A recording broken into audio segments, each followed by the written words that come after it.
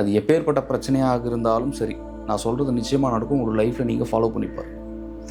பிரபஞ்சத்திற்கு ஒரு நன்றி ஆத்மார்த்தமாக உங்களுக்குள்ளே இருந்து வரணும். பிரபஞ்சம் நன்றி அப்படின்னு சொல்லிட்டு போயிடக்கூடாது. ஆத்மார்த்தமாக உங்களுக்குள்ளே இருந்து வெளிவந்து பிரபஞ்சத்துக்கு நீங்கள் நன்றி செலுத்தும் போது உங்களுடைய வாழ்க்கை சரி, உங்களுடைய சுற்றி இருக்கிற எல்லா கர்மாவையுமே தீர்மானிக்கிறது பிரபஞ்சம் தான். அப்படின்னும் போது பிரபஞ்சம் எளிமையாக உங்களுடைய கர்மங்களை குறைக்கும். நீங்கள் ஒரு தண்ணியை குடிக்கிறீங்களா, நன்றியை சொல்லிட்டு குடிங்க.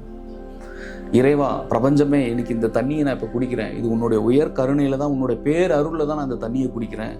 இந்த தண்ணியில் எப்பேற்பட்ட நஞ்சாக இருந்தாலும் நீங்கள் அதை சரி பண்ணி எனக்கு கொடுக்கணும் இறைவனே அப்படின்ற உங்களுடைய உள்ளுக்குள்ளிருந்து வரக்கூடிய அந்த ஆத்மார்த்தமான ஒரு அன்பை வெளிப்படுத்துங்க. அப்படி நீங்கள் குடிச்சு பாருங்களேன் தண்ணியை.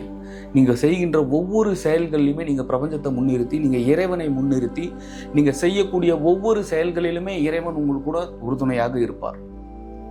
ஆனால் அது யாருமே செய்கிறது கிடையாது. ஆனால் வாழ்க்கை மட்டும் மாறிடணும்னா எங்கேருந்து மாறும்?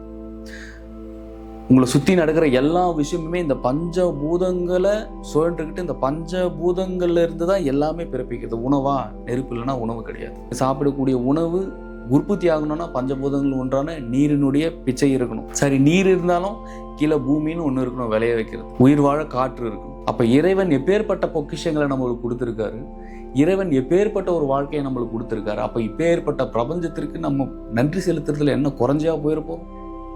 நீங்கள் ஒவ்வொரு கணமும் பிரபஞ்சத்திற்கு நீங்கள் எந்த செயலை செஞ்சாலுமே சரி, நீங்கள் ஒரு ஆஃபீஸ் போனால் கூட ஒரு நன்றி, இறைவன் நான் இன்னைக்கு ஆஃபீஸ் போகிறேன், என்னை சுற்றி இருக்கிற சூழ்நிலை எல்லாமே நல்லா இருக்கணும். இறைவா, குருவே, நீங்கள் தான் எப்பயுமே உறுதுணையாக இருக்கணும். நான் செய்கின்ற ஒவ்வொரு செயல்களிலுமே உங்களுடைய அருளும் உங்களுடைய கருணையும் உங்களுடைய அன்பும் எப்பொழுதும் என்னை சுற்றி இருக்கணும், என்னை நிறைஞ்சு இருக்கணும் இறைவா அப்படின்ற ஒரு வார்த்தை மட்டும் உங்கள் மனசுக்குள்ளாரையே சொல்லிக்கிட்டு நீங்கள் எந்த செயலாக இருந்தாலும் தொடங்கி பாருங்கள். நீங்கள் ஆஃபீஸ்க்கு போங்க, உங்களை சுற்றி இருக்கக்கூடிய எல்லா எண்ணாலைகளுமே, எல்லா நெகட்டிவ் வராமே, எல்லா நெகட்டிவ் ஃப்ரீக்குவன்சியுமே காலியாயிரும்.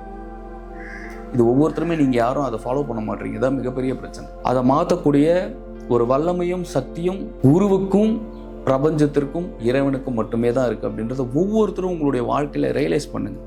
எல்லா விஷயத்துக்கும் நன்றி சொல்லுங்க. உங்களை யாராச்சும் திட்டினா கூட சரி, அந்த இடத்துல உங்களுடைய ஈகோவை வெளிப்படுத்தாமல் இதுவும் இறைவனோட செயலே அப்படின்ட்டு உங்களுடைய மனசை பக்குவப்படுத்திக்கிட்டு அந்த இடத்துல ஒரு நிதானத்தை கைப்பிடிக்கணும். முதல்ல ஒரு நிதானத்தோட ஒரு விஷயத்தில் நீங்கள் அணுகும்பொழுது மனம் தன் வசத்தில் இருக்கும். நீங்கள் அந்த நிதானத்தை அந்த இடத்துல விடும் பொழுது உங்களுக்குள்ளே இருந்து ஈகோ வெளியே வரும்போது அப்படியே ஆப்போசிட்லேயும் அவங்களுடைய ஈகோ வெளியே வந்து அது உங்களுக்கு பெரிய பிரச்சனையில் போய் முடியும். அந்த இடத்துல உங்களுடைய கர்மா உண்டாயிரும். நான் சொல்கிற கான்செப்ட் உங்களுக்கு புரிஞ்சுதுன்னா எளிமையாக உங்களுக்கு எல்லா விஷயமும் இங்கே புரியும். அப்படி நான் சொல்கிற விஷயம் உங்களுக்கு புரியல அப்படின்னா இந்த வீடியோவை யூடியூப்பில் போடுவாங்க, திரும்ப திரும்ப பாருங்கள். திரும்ப திரும்ப அந்த வீடியோ பார்த்தீங்கன்னா உங்களுக்கு நான் என்ன சொல்ல வரேன்னு தெளிவாக புரியும். சமப்படி ஒவ்வொரு விஷயத்துக்குமே நீங்கள் நன்றி செலுத்தி நன்றி உணர்வோடு பிரபஞ்சத்திற்கு இருக்கும்போது எல்லா பிரச்சனைகளும் தீரும். ரெண்டாவது விஷயம் என்னன்னா, இதை விட ரொம்ப இம்பார்ட்டண்ட்டான ஒரு விஷயம், பெரிய நன்றி செலுத்துறது இறைவனுக்கு.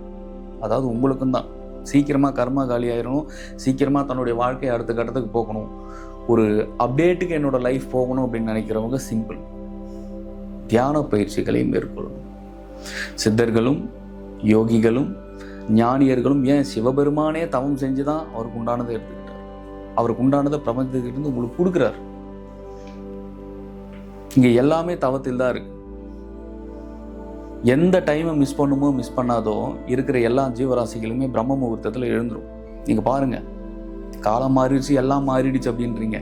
எதுவும் மாறல, நீங்கள் தான் மாறி இருக்கீங்க அப்படின்றத நீங்கள் எப்போ ரியலைஸ் பண்ண போறீங்க? நீங்கள் பாருங்கள், காலையில் மனுஷன் எழுந்துக்கிறதுக்கு முன்னாடி கோழி காலையில் 4 மணிக்கெல்லாம் பிரம்ம முகூர்த்த நேரத்தில் எழுந்து கூவும். அதுக்கு எப்படி தெரியுது? அப்போ பிரம்ம முகூர்த்த நேரத்தில் என்ன இருக்குது அப்படின்றது கோழிக்கு தெரிஞ்சிருக்கு, குயிலுக்கு தெரிஞ்சிருக்கு, மற்ற ஜீவராசிகள் எல்லாத்துக்குமே தெரிஞ்சிருக்கு. ஆனால் 6 அறிவு படைத்த ஒரு மனிதனுக்கு தெரியல அப்படின்றதா மிகப்பெரிய வருத்தம். இங்க மிகப்பெரிய வருத்தம். நீங்கள் எந்த அளவுக்கு உங்களுக்குள்ளார ஒரு சோம்பேறித்தனமும், எந்த அளவுக்கு காலையில் ரொம்ப நேரம் லேட்டாக நீங்கள் தூங்குறீங்களோ அந்த அளவுக்கு சீக்கிரமாக உங்களுடைய உயிர் போயிட்டே இருக்கு. ஒரு பக்கம் உங்களுடைய நேரம் குறைஞ்சிக்கிட்டே இருக்கு. ஓய்வு தேவைதான், ஆனால் ஓய்வுன்றதே ஒரு அளவுக்கு தான். அப்படியே போய் பெட்டில் எப்பயுமே படுத்துக்கிட்டு எப்பயுமே உறங்கிக்கிட்டே தூங்கிக்கிட்டே இருக்கிறது கிடையாது. அப்படி போய் கொஞ்ச நேரம் அப்படி படுக்கலாமா அப்படின்ற ஒரு எண்ணம் ஒரு மனிதனுக்கு வருதுனாலே நீ ஃபுல்லாக கம்ப்ளீட்டாக நெகட்டிவால் ஆட்கொண்டு இருக்கிற, கம்ப்ளீட்டாக உன் மனசு நெகட்டிவ்ல சிக்கியிருக்கு. அப்போ அந்த நெகட்டிவ் உனக்குள்ளேருந்து வெளியே எடுத்தால் தானேப்பா உனக்குள்ள ஒரு பாசிட்டிவ் அப்படிங்கிறது வரும். அப்போ பாசிட்டிவ் ஒரு நிமிஷம் உனக்குள்ளார வரணும் அப்படின்னா நீ என்ன செஞ்ச அப்படின்ற ஒரு விஷயம் இருக்குல்ல, அப்புறம் எங்கேருந்து வாழ்க்கை மாறும்? அப்போ இறைவன் உங்களை பார்த்துக்கிட்டு இருக்காரா இல்லையா? உங்களுடைய ஒவ்வொரு செயலையும், ஒவ்வொரு நொடியும், ஒவ்வொரு கணமும் இறைவன் கண்காணிச்சுக்கிட்டு இருக்காரா இல்லையா? பிரபஞ்சம் உங்களை பார்த்துக்கிட்டு இருக்கா இல்லையா? பிரபஞ்சம் கொடுக்க ரெடியாக தான் இருக்கு. அதை வாங்கறதுக்கு நீங்க உங்களை தகுதிப்படுத்திக்கலாம். காலையில் எழுந்து தியான பயிற்சிகளை மேற்கொண்டது கிடையாது. மனசு உங்களுடைய கட்டுப்பாட்டில் இல்லை. மனசு எப்பயுமே ஓய்வு கேட்டுக்கிட்டே இருக்கு. ஓய்வு சரிதான், ஓய்வு தேவை. வள்ளலார் சொல்றாரு, எனக்கு 2 மணி நேரம் உறக்கம் போதும்ன்றார், எனக்கு 2 மணி நேரம் ரெஸ்ட் போதும். அப்போ வள்ளலார் அப்படி சொல்றாருன்னா அப்போ அவருடைய ஆறா எந்த அளவுக்கு ஒரு பாசிட்டிவாகவும் எந்த அளவுக்கு ஒரு வைப்ல இருக்குன்றதை கொஞ்சம் நினைச்சு பாருங்க. அப்போ பிரபஞ்சத்திற்கிட்ட இருந்து அவர் எவ்வளோ பெரிய ஒரு எனர்ஜியை தனக்குள்ள வச்சிருப்பாரு, எவ்வளோ பெரிய எனர்ஜி இறைவன் அவர் கொடுத்துருப்பாரு. நீங்க எந்த யோகியை பார்த்தாலும் அவ்வளோ பாசிட்டிவா இருப்பாங்க. எந்த யோகிகளை பார்த்தாலும், எந்த ஞானியர்களை பார்த்தாலுமே அவ்வளோ ஒரு வைபா இருக்கும் அவங்ககிட்ட பேசும்போது. ஏன் அப்படி வருது? அப்படி குருமார்களுக்கு அப்படி என்னதான் பெற்றுட்டாங்க அப்படின்னா, சிம்பிள், முழு பாசிட்டிவ் எனர்ஜி, முழுமையா தன்னை பாசிட்டிவா மாத்திக்கிறது. நீங்க வெளியே மரங்களை போய் பார்த்தீங்கன்னா கூட பாருங்க, எப்பவுமே மரங்கள் எப்பவுமே பாசிட்டிவாகவே இருக்கும். எந்த மரமும் அப்படியே எவ்வளவு வெயில் அடிச்சாலும் சரி, மரம் அப்படியே வதங்கி போறது கிடையாது. இலைகள் பாசிட்டிவாக தான் இருக்கும். அப்போ பிரபஞ்சத்திற்கிட்ட இருந்து எல்லாமே சரியா அதற்குண்டான தேவைகளை வாங்கிக்குது. ஆனால் 6 அறிவு அப்படின்னு சொல்லிட்டு தன்னுடைய ஈகோவை முன்னாடி கொண்டு வந்து வச்சுட்டு மனுஷன் ஈகோல சொல்றானே ஒழிய பிரபஞ்சத்திற்கு இருந்து எப்படி ஒரு சில விஷயங்கள் வாங்குறதுன்னு தெரியல. இப்படியே உறங்கியே தன்னுடைய வாழ்க்கையில எதுவுமே நம்ம நினைச்சதெல்லாம் நம்மளுக்கு நடக்கலையே அப்படின்ற ஒரு விரக்தியில போறது இல்லைங்க. வாழ்க்கை வாழ்றதுக்கு தான். எப்படி வாழ்க்கை வாழணும் அது கூட தெரியல. ஒவ்வொரு கணங்கள்லையும், ஒவ்வொரு பொழுதிலும், ஒவ்வொரு நொடியும் பிரபஞ்சத்துக்கு நீங்க நன்றி உணர்வோடும் நன்றி செலுத்த செலுத்த செலுத்த உங்களுக்குள்ளார கருணை பொங்கிக்கிட்டே இருக்கும். கருணை பொங்க அன்பு வழியும். அன்பு வழிய எல்லாமே உங்களை சுத்தி மாற ஆரம்பிக்கும். இதுதான் ரகசியம். நான் சொல்றது ரொம்ப ரொம்ப முக்கியமான விஷயம். காலையில பிரம்ம முகூர்த்த நேரத்துல முடிஞ்சது ஒரு 5 மணிக்காச்சும் எழுந்து ஒரு 1/2 மணி நேரம் 1 மணி நேரம் ஒரு பிரம்மயோகம் போன்ற உயர் ரக பயிற்சிகளை நீங்கள் பண்ணும்பொழுது, என்னுடைய குரு பிரம்மானந்த ஸ்ரீ சிவபிரபாகர சித்தயோகி சுவாமிகளுடைய ஆணைக்கிணங்க அவர் மீது ஆணையாக சொல்கிறேன், உங்களுடைய வாழ்க்கை மாறும்.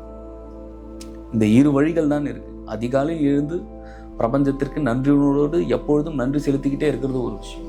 பிறகு தியான பயிற்சிகளை, யோக பயிற்சிகளை உங்களுக்குள்ளார கொஞ்சம் கொண்டு வந்துக்கும். அப்போதான் மனசு கம்ப்ளீட்டா தன்வசப்பட ஆரம்பிக்கும். அப்போதான் உங்களுடைய மனம் சரியான போக்கிலும் சரியான திசையிலும் போகும். இது உங்களுடைய வாழ்க்கையில நீங்க ஒன்றும் கிடையாது, ஒரு 10 நாள் ஃபாலோ பண்ணி பாருங்க. நான் சொன்ன விஷயத்த உங்களுடைய வாழ்க்கை எப்படி மாறுதுன்றதை பாருங்க. உங்களோட சுற்றி இருக்கக்கூடிய எனர்ஜியும், உங்களோட சுற்றி இருக்கக்கூடிய ஆற்றலும் எந்த மாதிரி மாறுது, உங்களுக்குள்ளார எந்த மாதிரியான நிகழ்வுகளும் உங்களுக்குள்ளார நடக்குதுன்றது நீங்க பாருங்க.